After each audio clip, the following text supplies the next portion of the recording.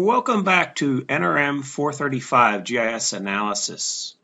In this session, we're going to do some basic Arcmap operations, such as stacking windows. So if you go up to the Windows menu, we've got a table of contents window, which is typically when you start Arcmap is on the left side.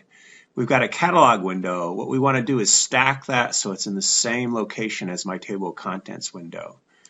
So here's our catalog window. So the first thing we'll do is pin it down using the push pin, and then we can move it. So that we're going to move it all the way to the left until we see this button in the middle, which means stack, and then lift up on the left mouse. So that's how we can stack our windows. So now we have tabs in this location. So this tab would be for the table of contents. This tab is for our catalog window, and this tab I did with my search window and moved it over.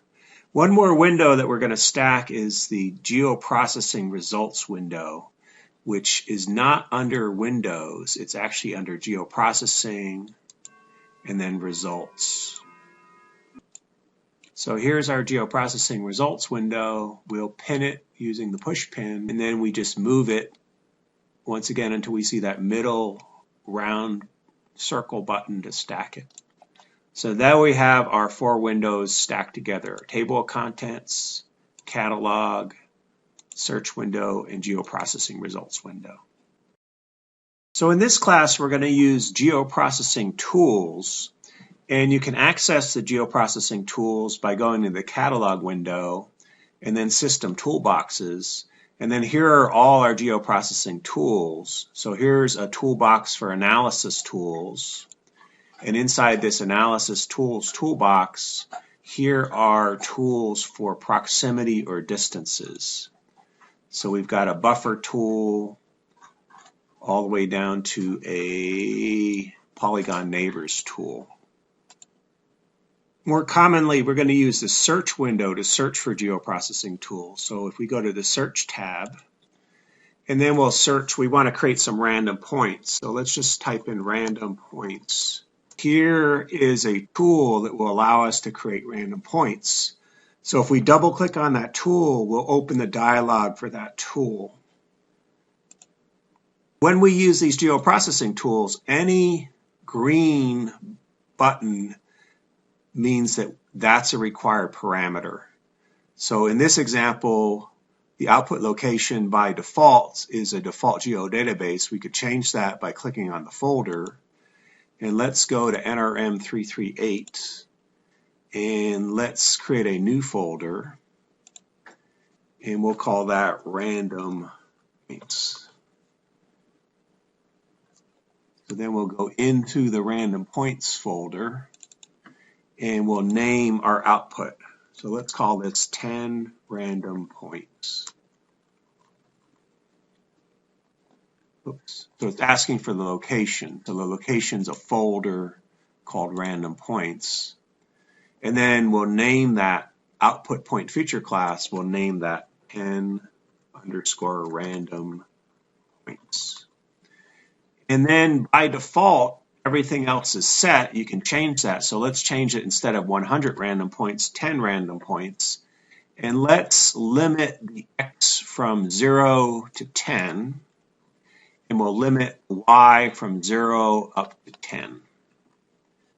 And then OK, and that will create 10 random points with their x and y values ranging from 0 to 10. So then just OK will execute that geoprocessing tool. The output tool automatically will display in our table of contents our 10 random points if we have it set up that way. So under geoprocessing options, if we have add results of geoprocessing operation to display, it will automatically add those results anytime we run a geoprocessing tool. And then the other thing is we may have permission to overwrite or no permission to overwrite. That's useful. For example, if we want to repeat this tool, we could go to results and then double click on the tool, and it's not allowing us to overwrite. So what we'd have to do is specify in our geoprocessing options permission to overwrite using the same name. So I'll cancel this and go to geoprocessing options and then allow us to overwrite the output of geoprocessing. So then if we go to results, we could go create random points, and this time let's go from 0 to 100 and 0 to 100. And we'll use the same random point output feature class name, and then just OK to execute that tool. So then if we look in our table of contents, we have our random points, and if we look at the properties under source, it's ranging from 0 to 100 in the Y and from 0 to 100 in the X. Okay, the other thing is in our table of contents, we can list by drawing order if we click on this button, and that will list all the layers by their drawing order in our table of contents. If we click on this button, it will list by source. So where on the hard drive or the memory stick are these layers stored? So in this example, it's stored in the random points folder, which is in the NRM338 folder. And this button lists by selection. So what layers are selectable? So these will make more sense if we add more layers. So let's go to results, and we'll create some more random points, and let's call this test random points 2, and we'll give them a different symbol. So if we click on the symbol, okay, so this will be our symbol for test random points 2, and let's make it smaller. Let's make it about a 10. Okay, and we'll do this one more time. So create random points, and let's call this random points 3, and then just OK. And then if we go to the table of contents, we'll give them some other symbol. So I'll give them a triangle size 10, and then I'll give that a red color. So here we've got these two layers range in X and Y 0 to 10, and this layer ranges in X and Y 0 to 100. So if I grab this layer, it would be displayed on top of all the other layers. If I grab this layer, it would be displayed on top of all the other layers. This will list where these layers are on the hard drive, so they're all in this random points folder. And by selection, which of these are selected? So to select something, we could go up to this selection. So select by rectangle. So we'll select those points, and there's 4 points that are selected from that layer, 0 points selected from these layers. So if I go like this, now I've got 9 points selected from this layer, 9 points selected from that layer, 1 point selected from that layer.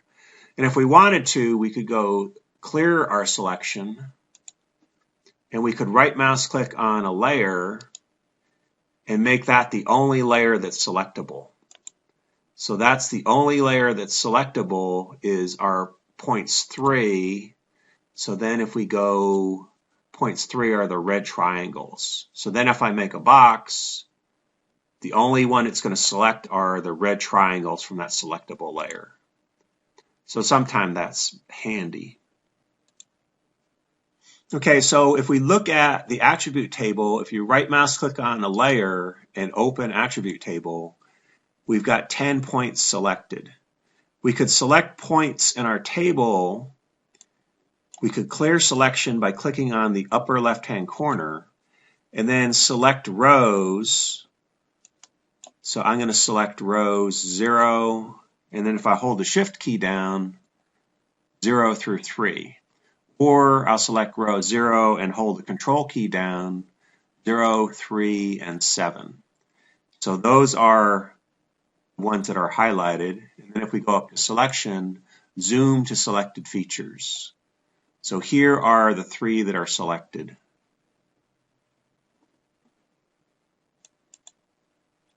Okay, so that's enough for this video session. What I really wanted to show you is how I arrange these windows so they're stacked with tabs, because in every video session I'll have basically the windows stacked like this, where we have a table of contents, a catalog, a search window, and a results window. And if you want to, you could even take your table window and stack that in the same location, and then we've got 5 stacked windows: table of contents, the open table, our catalog window, our search window, and our geoprocessing results window.